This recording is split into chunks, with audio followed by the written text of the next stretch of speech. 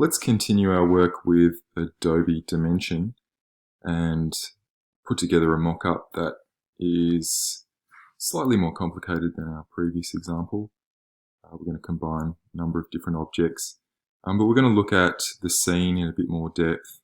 We're going to look at things, atmospheric things like lighting, surfaces, reflections. Let's get going. Let's make a new document.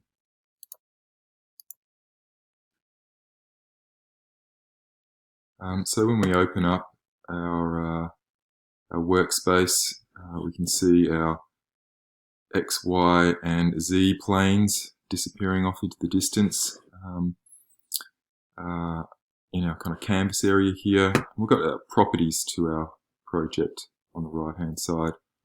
Currently we're working at 1024 by 768, and I'm going to just leave it at that resolution just for the demonstration. But if you're going to put something together for your folio that you're potentially going to print, I'll be working at a much bigger size, and I probably would be working at a higher resolution. Okay, so what are we going to do here? Well, we're going to put together the example you would have seen on Canvas, which is a kind of a range of skincare products, I suppose, very loosely. And we're going to use some of the models in the starter assets. Kind of packaging models. What have we got here? We've got a flip lid dispenser here. I'll just add that to the scene. I'll just double click that, and that'll add that to the 0 point in our document. I'm also going to use the squeeze tube here. Double click that and added those to get that one as well, and also this small jar.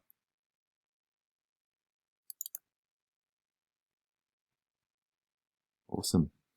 So there are 3 objects all kind of smudged together at the moment. Let's set about separating them and starting to develop our composition.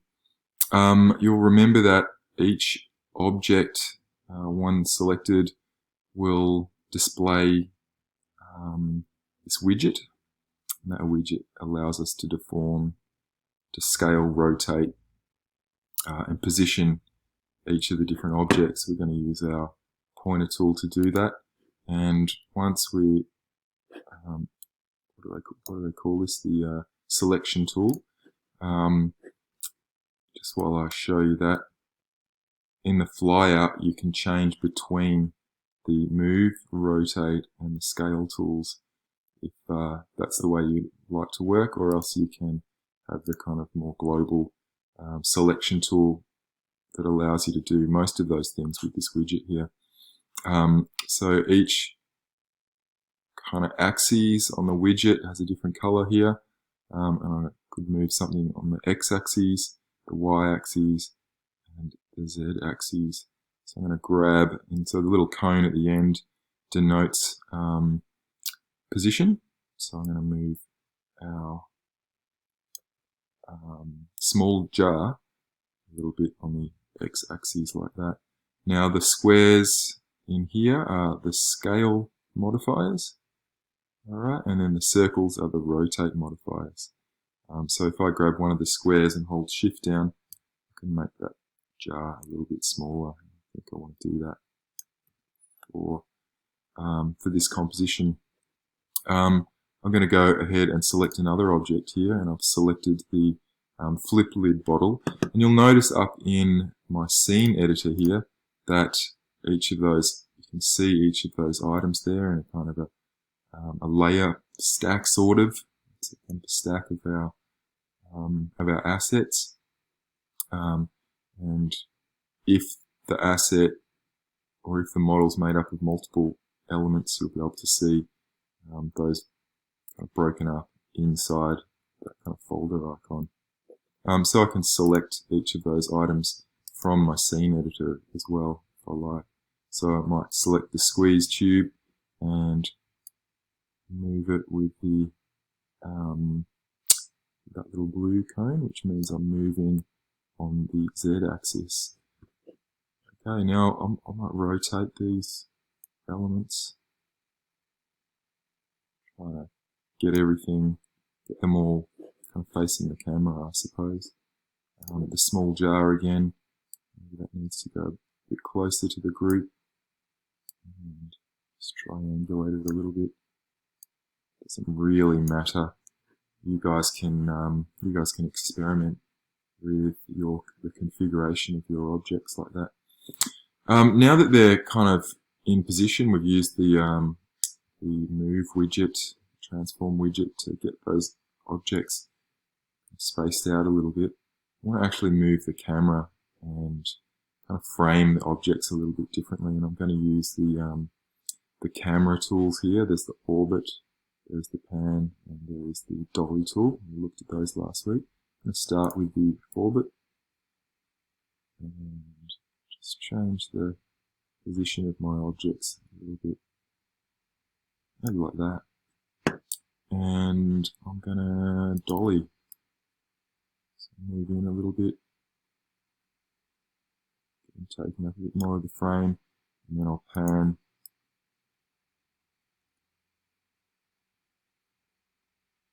Position them to the left, something like that. So that's looking good. Alright, so we've got our objects in the environment. Let's have a look at changing a few of their surface properties. So in the starter assets, along with a whole lot of kind of cool models, we actually have some different types of surfaces that we can use. There's two types. There's the Adobe standard materials, and then there's the substance materials. And each of these has slightly different properties and attributes that you can alter to change the surface appearance. The standard materials are made up, they're image-based materials, whereas the substance materials are more kind of algorithmic, fractal-based surfaces. Let's have a play around with a few of them. I'm going to go to my squeeze tube, and I'm going to open up my squeeze tube folder, and you can see that I've got a body and I've got a lid. I'm going to change the lid to I don't know, maybe this. I want it to be a shiny kind of plastic. So I'm going to try this plastic here. Oh, that's a little bit unexpected. I'm going to try this plain plastic here and select the lid and add the plastic to it. Super good. So it's taken on that property, but I want to change it to much darker black, like that. So it's kind of matching the lid of the other bottle there. So you can see that there are many different types of surfaces here, and I encourage you to go and experiment with them. You can just drag and drop them straight onto your objects, like so.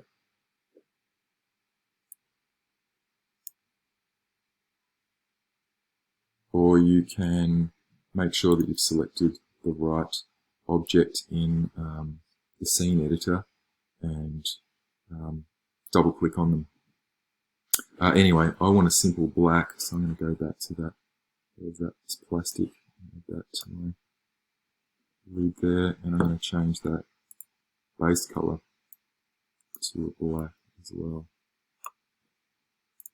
So you can see that the plastic surface has these nice specular highlights, and that's kind of what I'm after with this for this example. You can see we've got the index of refraction up, and that's going to help with that specular highlight. Alright, so I've got up my plastic lids in place. Now I want to add some graphics to my to my items there. So I'm going to go back out to each of these 3 models here. I've got my flip lid bottle, and on the bottle, I'm going inside the bottle's properties, and I'm going to add an action. In the actions panel there, I'm going to add something. I'm going to go to the desktop, and I've produced a few assets that we can use. The first thing is a pattern. Add that pattern. And that patterns are made in Illustrator, and I've output that that image as PNG at a fairly high resolution, so that my graphics will be nice and crisp when I render. So okay, you can see that we're inside the bottle, and I've got the bottle material, which is grey, but I've added a graphic over the top. When I select the graphic element and I've got the pointer tool selected, I can manipulate that graphic. I can enlarge it if I hold Shift down.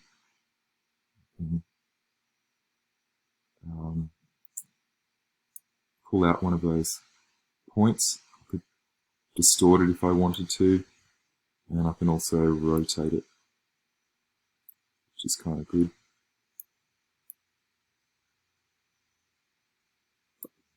So that looks pretty good. Now I'm going to add that pattern to all of my objects, and I might just pause while I do that. I'll be back here in a sec. So I'm just going to put the texture on the final jar here, and just to remind you how to do that, go into your scene editor, go to the object that you're working on, and the element of that object, in this case it's the jar, just selected that, and I'm going to go into that surface material, and I'm going to use an action, which is to add a graphic. I'm going to add that pattern that I've made, prepared. Now we can see 2 elements inside the jar.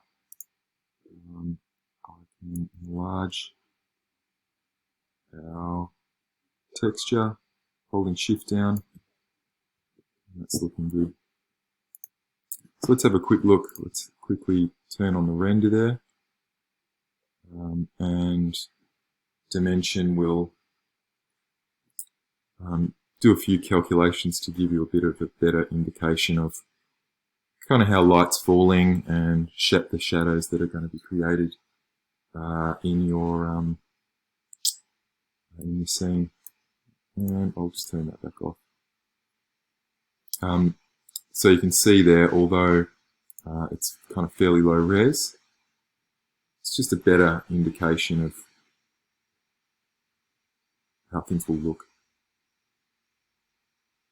So just toggle that on and off from time to time just to check everything's going to plan. Okay, so I've got a pattern on my objects. I want to add the branding.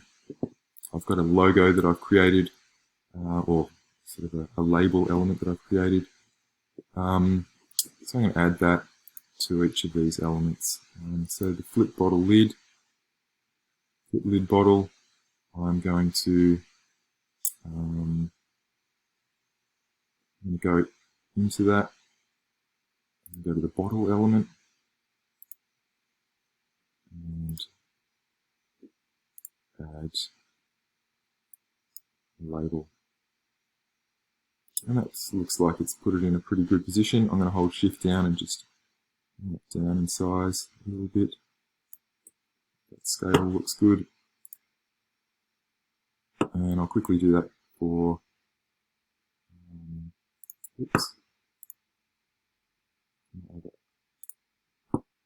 other models.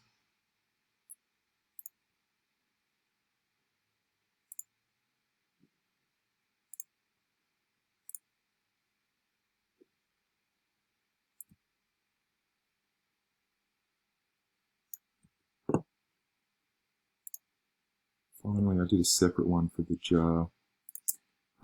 It's more of a horizontal aspect ratio.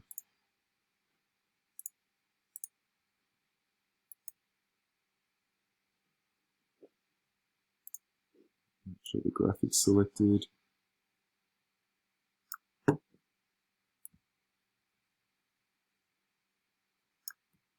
have to rotate that one around. Oops.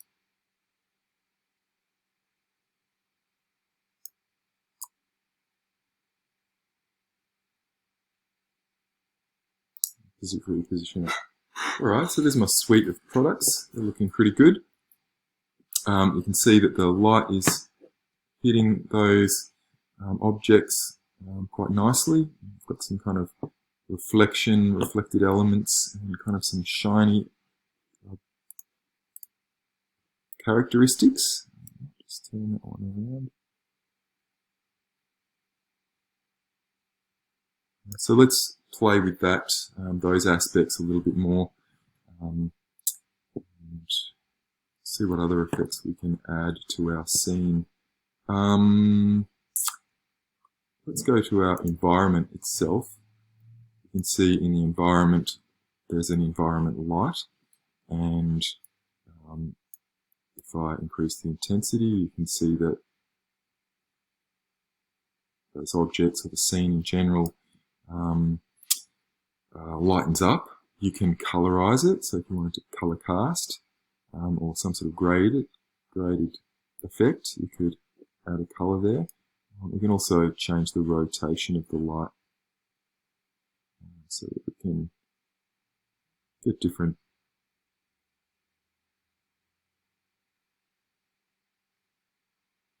effects. Go with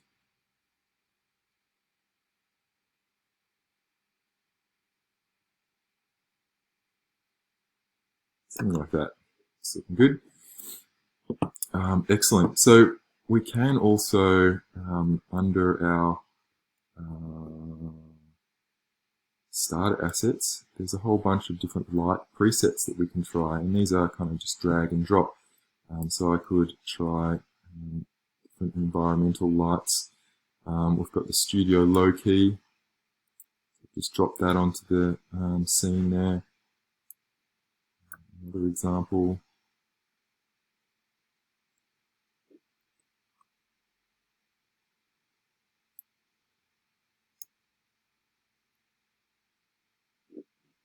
So you can experiment with those presets.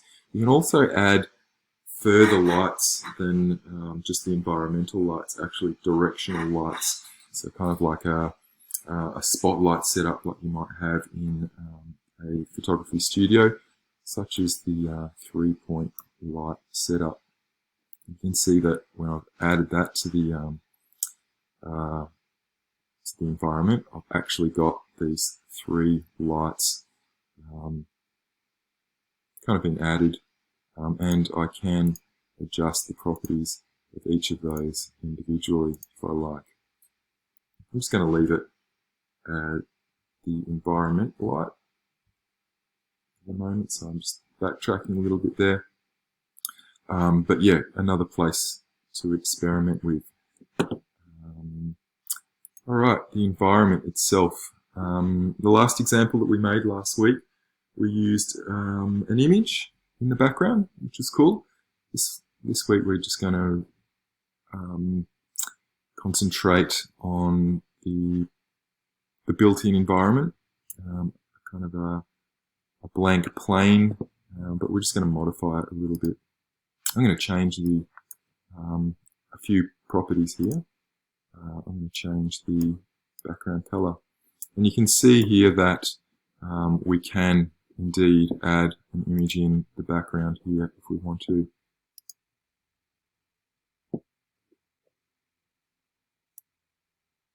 Right, so I'm going to choose a grey color, and I think that matches my products pretty well.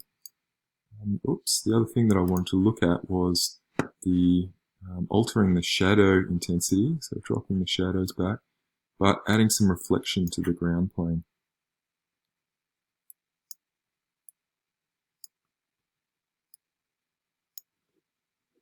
And now you can't see that taking place at the moment, but if I go and do this quick render, render preview, you should see that we can generate reflection on that ground plane. And it's a little bit noisy at the moment, a little bit low res, but you can see that reflection in effect. Just using the pan tool to readjust my composition there a little bit, and then every alteration I make, Dimension will re-render that scene, do a quick render preview. So we can really increase the reflection opacity there, but something a little bit more subtle is probably the way to go. The reflection roughness seems to alter the drop-off of that reflection.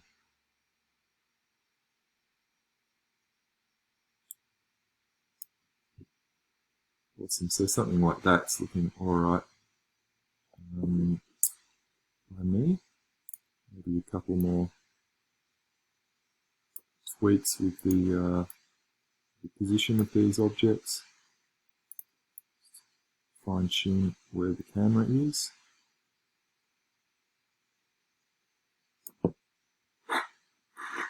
Awesome. It's looking good to me.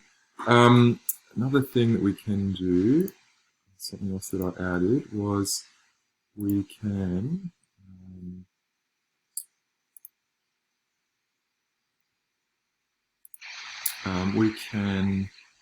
one of the Adobe standard materials is an actual glowing surface. So we can actually put objects in our scenes that emanate light. It could be a screen, or it could be a backlit signage or something like that. We can actually have that surface glowing and affecting other objects in the scene. Let's just grab a sphere and add a glowing surface to it. You can see how that affects the rest of the objects in the scene. Just go underneath that.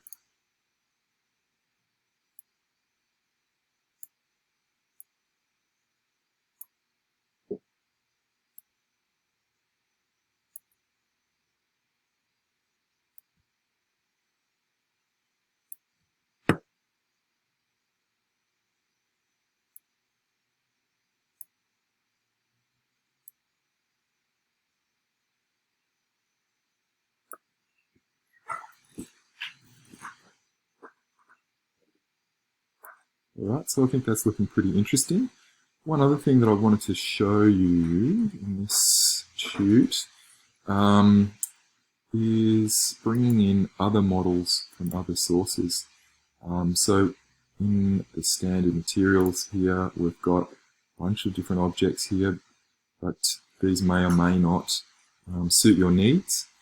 You can bring in models that are built in other 3D applications. So something that's maybe modeled in Blender or Cinema 4D or SketchUp or something like that can be exported from those applications and then brought into your scenes in Dimension. And there are numerous 3D files that you can import into Dimension. You might have to check up the full list, but I know that the .object.obj file is supported in Dimension. So you can search different places for those kinds of stock models also. We've got this little button at the top left here, which is like an add button, and we can get lots of models from Adobe stock, so they have quite a good library of material for sale or for licensing, but they do have a free collection here, which might be worth checking out. And here's the collection of free stuff that you can work with, and most of these have kind of surface files, image surface files associated with them. I had something in mind that I wanted to use, which was asparagus somewhere here.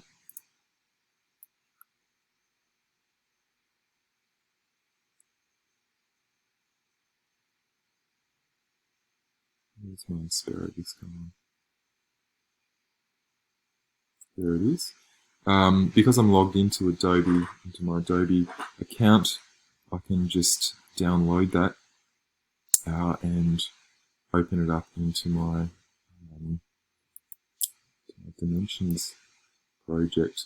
And I've done that, put the downloaded file onto the desktop. So I'm going to import 3D model.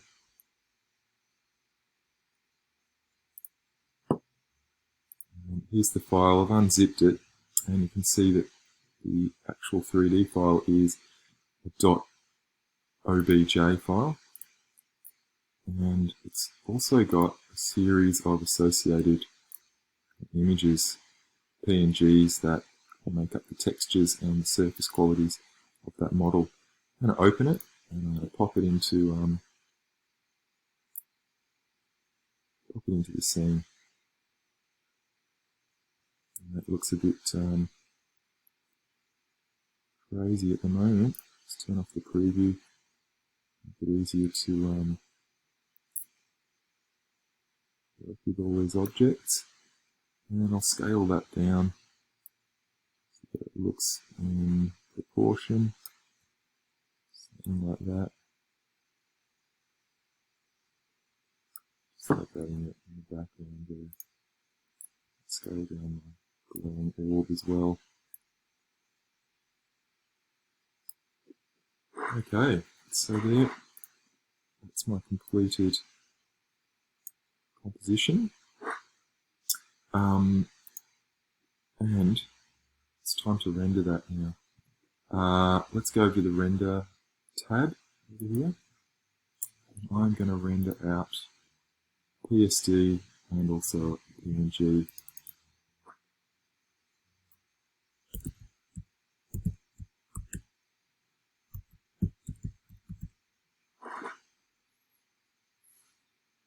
I'll use the local render settings. I've never tried the cloud settings. Feel free to experiment. I'm going to save that out to my desktop, and I'm going to hit render. And shortly, we'll see a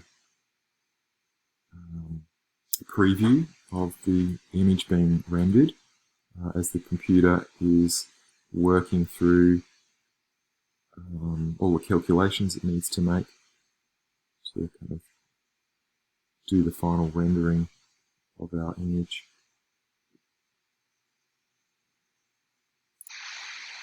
So you can see here we've got the first kind of pass of our rendering, and it'll take the computer some time to work through all of the calculations and write the PSD and the PNG file. So my image has completed its render. Dimension has rendered the file, and it took 6.5 minutes to output that file completely. So make sure you factor that in your workflow. Don't be up late at night hoping for renders to come quickly, particularly if you're working on a bigger file.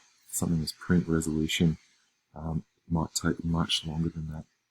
So just a warning. Let's go over to the desktop. I can see that my files are being output there. I've got PSD in layers, and I've also got PNG there.